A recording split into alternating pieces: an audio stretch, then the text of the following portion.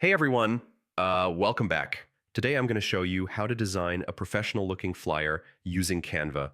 And yeah, this is the full 2026 guide, so let's dive in. First, sign into your Canva account. If you don't have one yet, it's super easy to create an account using your email, Google, or Facebook. Once you're logged in, go to the search bar and type flyer. Canva will show you a ton of templates, so scroll through and pick one that kind of matches your style. Next, click on the text boxes in the template and edit them. You can change the font, size, color, whatever fits your design. Don't forget to add your own catchy headline.